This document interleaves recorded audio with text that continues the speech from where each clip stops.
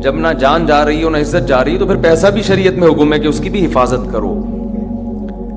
دنیا مسافر خانہ ہے, میں بار بار بیان میں کہتا ہوں, میں کیا کہتا ہوں, قرآن کہتا ہے, لیکن اس کا مطلب یہ نہیں ہے کہ اس میں چیزیں پھینکنا شروع کر دو آپ, کہ یار ویسے ہی گزر جائے گی تو کوئی بات نہیں, اڑا دو, ختم کر دو, مر جائیں گے تو ویسے ہی ختم ہو جائے گا. تو مر جائیں گے تو ختم ہوگا, لیکن اس سے پہلے ختم ہو گیا تو ٹائم سے پہلے مر جائیں گے. سمجھ رہے ہیں؟ اعتدال ہے نا اسلام میں, نہ ان چیزوں سے دل لگاؤ. سورہ بنی اسرائیل کی کیسی بہترین. تو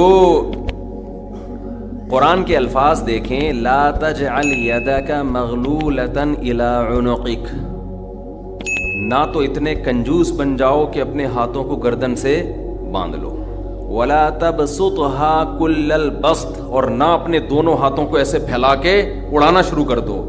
وابتغ بین ذلک سبیلا, ان دونوں کے درمیان اعتدال والا راستہ اختیار کرو. اچھا, ہر آدمی کہتا ہے میں اعتدال سے چل رہا ہوں, کہ نہ میں اتنا ایسے اڑا رہا ہوں اور نہ میں کنجوس ہوں, کیونکہ میں نے اس دن میری گاڑی کا شیشہ ایک بندے نے صاف کیا تھا, میں نے اس کو 10 روپے دیے تھے, میں تو بالکل بھی کنجوس نہیں ہوں. اس دن چمونی آپا آئی تھیں ہمارے محلے میں, میری والدہ کی بڑی اچھی دوست ہیں, تو میں نے ان کو چائے پلائی تھی. میں تو ہاتھ, میں نے یہاں, میری مسز نے کہا تھا کہ 2 سموسے لے آؤ, میں لے آیا تھا. اگر میں کنجوس ہوتا تو میں کہتا نہیں, نان نفقے کے علاوہ کچھ بھی گھر میں نہیں آئے گا. تو آپ میں اعتدال ہے یا نہیں, یہ فیصلہ خود نہ کرو میرے بھائی. یہ کبھی کچھ دن سخی لوگوں کے ساتھ گزارو تو آپ, ہم سب کو پتہ چلے گا کہ ہم سب کیا ہیں, کنجوس ہیں. سمجھ رہے ہو, ہم سب کنجوس ہیں. کچھ دن سخی لوگوں میں اٹھو بیٹھو.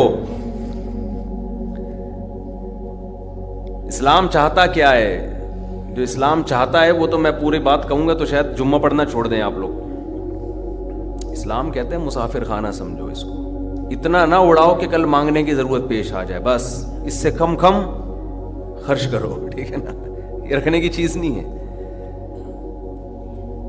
لیکن ہم یہ نہیں, ہم نے تو کتنے سالوں کا جمع کر کے رکھا ہوا ہے, جمع ہوتا جا رہا ہے, ہوتا جا رہا ہے, ہوتا جا رہا ہے, پلاٹ کی شکل میں, گولڈ کی شکل میں, دکانیں, پھر پراپرٹی, ہوتے ہوتے ہوتے.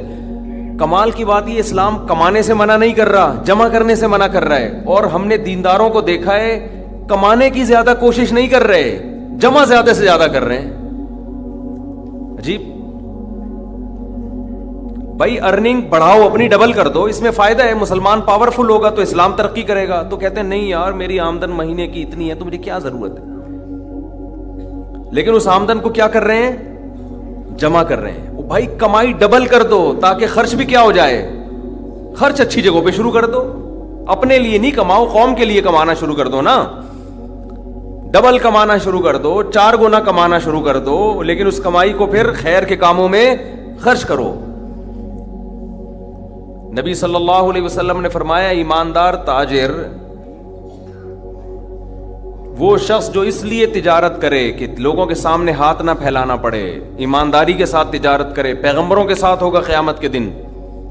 حضرت عثمان اگر تھوڑا کماتے تو 400 گھوڑے دیتے جہاد میں, بولو نا. گھوڑا لینڈ کروزر تھا اس زمانے کی, 400 V8 حضرت عثمان نے دیے ہیں. کتنا کمایا ہوگا. ہاں, اتنا کمانا کہ آپ اپنے صحت کی کبھی خیال نہ کر سکیں, آپ بیوی بچوں کو بھی ٹائم نہ دے سکیں, وہ پھر کمانے میں بے اعتدالی ہے. کمانے کا ایک حد تک آپ کے ٹائم اور جسم سے تعلق ہے, اس کے بعد کھوپڑی سے تعلق ہے. کھوپڑی نہیں استعمال کر رہا, گدھا بنا ہوا ہے, محنت بہت کر رہا ہے. ہم نے ایسے کمانے والے دیکھے ہیں کہ سارا دن کمانے کی فکر میں ہوتے ہوتے بچوں کی فکر ہی نہیں ہے, بیوی کو ٹائم نہیں دے رہے, ماں باپ کو ٹائم نہیں دے رہے, اپنی صحت کو ٹائم نہیں دے رہے. تو زیادہ کمانے کا یہ مطلب ہرگز نہیں ہے. زیادہ کمانے کا مطلب یہ ہے کہ کمانے میں ٹائم تو آپ نے اتنا ہی دینا ہے جتنا آپ کی صحت اجازت دیتی ہے. نماز کا ٹائم نکلے, تہجد کا ٹائم نکل جائے, تسبیحات تلاوت کا ٹائم نکلے اس میں آپ کے لیے, کچھ اللہ کا ٹائم بھی نکلے, کچھ دین کی تبلیغ کا ٹائم بھی نکلے, کچھ پڑھائی کا ٹائم بھی نکلے. ویڈیو نہیں بنائے بھائی, یہاں لکھا ہوا ہے نا, کچھ پڑھائی کا ٹائم بھی نکلے. یہ تمام چیزوں کا ٹائم نکلنے کے ساتھ ساتھ پھر کمانے کو ٹائم دینا ہے. اس میں پھر جب اتنا ٹائم دے کے پھر پلاننگ کر کے اس کو بڑھانے کی کوشش کرنی ہے، یعنی ارننگ کو بڑھانے کی کوشش کرنا ہے. یہ نہیں کہ آپ نے ٹائم زیادہ دینا شروع کر دیا. اس میں ٹائم زیادہ دینے سے تو آپ کی صحت کو نقصان ہوگا نا. ارے 5 نمازیں تو پڑھنی پڑیں گی نا ٹائم پہ. پھر تلاوت روزانہ کرنی ہے کہ نہیں کرنی ہے؟ صبح و شام کی تسبیحات ہیں وہ بھی کرنی ہے، تہجد کی بھی کوشش کرنی ہے، باپ کو بھی ٹائم دینا، اماں کو بھی، بیوی بچوں کو بھی، پھر باقی پھر اپنی ایکسرسائز وغیرہ، صحت کو بھی. پھر باقی ٹائم کس کو دینا ہے؟ وہ پیسہ کمانے کو دینا ہے. پھر اس پیسہ کمانے کے کو جتنا ٹائم آپ نے دے دیا تو اس میں آپ کہہ سکتے ہیں کہ پھر ہم اس کو بڑھائیں کیسے؟ ہم تو 8 گھنٹے کمانے کو دے رہے ہیں، اب اس میں کیسے بڑھائیں ہم؟ تو بھائی کھوپڑی استعمال کر کے کیا کریں، اس کو بڑھائیں. کھوپڑی سے چیزیں بڑھ جاتی ہیں. کھوپڑی تو استعمال مسلمان کر ہی نہیں رہا ہے نا. اب یہ کہ کیسے کھوپڑی استعمال کریں تو آپ خود استعمال کرو کہ یار میں یہ کام کر رہا ہوں تو میں اگر یوں کر لوں تو یہ ایسے بھی ہو سکتا ہے. یہ بیٹھیں گے تو سمجھ میں آئے گا انشاءاللہ آپ کی خود کی. لیکن بیٹھتے ہی نہیں ہے، سوچتے ہی نہیں ہے. جو جہاں کھڑا ہے وہیں کا وہیں رہے گا وہ. خیر، تو میں کیا عرض کر رہا تھا؟ وہ تو بات ختم ہو گیا. آپ لیٹ آئے نا، اصل بات کچھ اور شروع ہوئی. اچھا خیر، جلدی سے بات کو میں لے کے آتا ہوں. تو اعتدال جو ہے نا، سخاوت، سخی لوگوں میں آپ اٹھیں گے بیٹھیں گے تو پتہ چلے گا کہ اعتدال کسے کہتے ہیں. عربوں میں بڑی سخاوت ہے، ہم نے علماء میں بڑی سخاوت دیکھی ہے. تو سخاوت کا مطلب یہ ہے کہ آپ اتنا خرچ نہ کریں کہ کل آپ کو مانگنا پڑ جائے. اس کا علماء نے ایک معیار بیان کیا ہے، وہ خوب اچھی طرح سمجھ لیں. وہ بڑا زبردست معیار ہے کہ اپنے اور اپنے بیوی بچوں کے لیے 1 سال کا ذخیرہ کر لیں پیسوں کا، چاہے وہ گولڈ کی شکل میں ہو یا کرنسی کی شکل. بہتر ہے گولڈ کی شکل میں ہو. آج اگر آپ جاب لیس ہوتے ہیں تو 1 سال تک اگر آپ کو جاب نہ بھی ملے تو آپ نے جو پیسہ اسٹور کیا ہوا ہے اس سے اسی معیار کی زندگی اپنے گھر والوں کو دے سکتے ہیں جو اب تک دیتے آئے ہیں. اور یہ 1 سال آپ کے پاس جاب تلاش کرنے کا یا کاروبار دوبارہ سے اٹھانے کا آپ کے پاس موقع ہے.